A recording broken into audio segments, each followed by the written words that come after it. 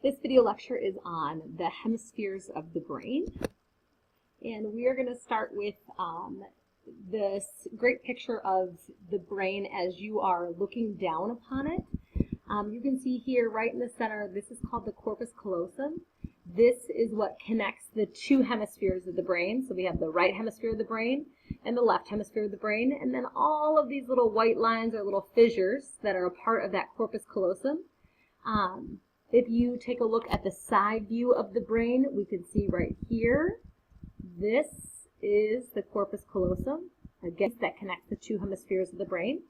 So we've got two hemispheres, a right and a left, and we've got it connected by that corpus callosum.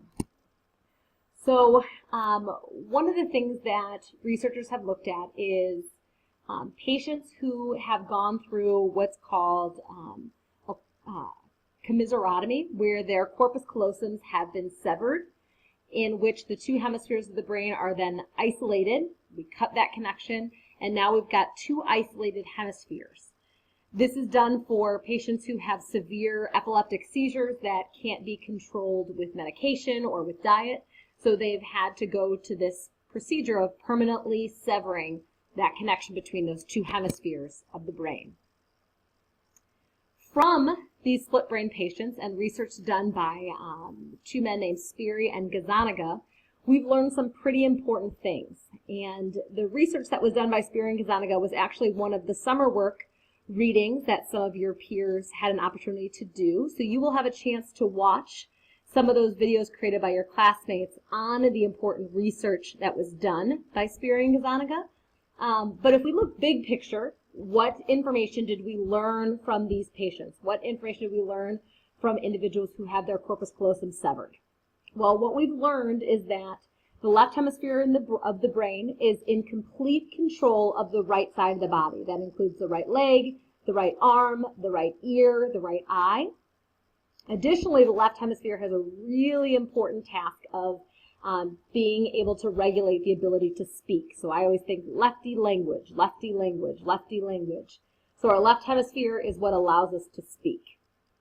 Our right hemisphere, in contrast to that, controls the entirety of the left side of our body, including our left leg, our left arm, our left ear, our left eye.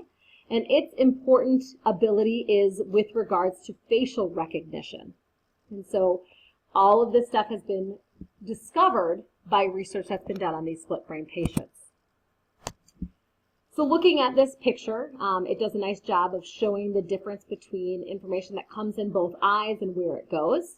So if you look over here in the right visual field, so here's your right eye. The right eye sees an apple. That apple goes into the right eye, and that message is sent over to the left hemisphere. So the left hemisphere sees an apple. Well, we know the left hemisphere's main ability is speech. So when asked to a split brain patient what they saw, if they saw in their right visual field an apple, say apple. In contrast, we see that the left eye is taking in a picture of a pencil. That pencil comes into the left eye.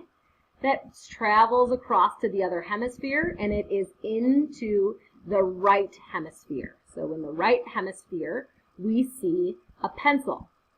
Well, this portion of our brain is not able to speak, so when asked what was seen, the individual would respond with nothing. They would say nothing, or they would not respond at all, because the right hemisphere is not able to speak.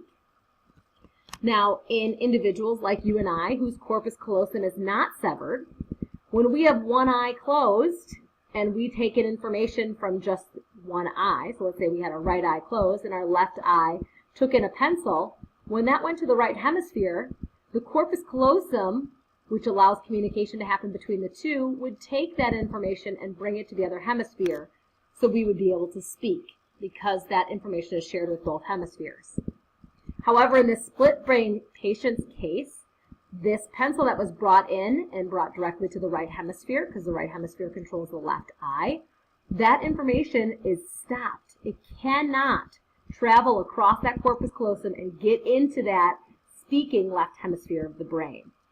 So that's where we have been able to isolate certain pieces of information to one hemisphere and study what happens when that information only goes to one hemisphere versus another.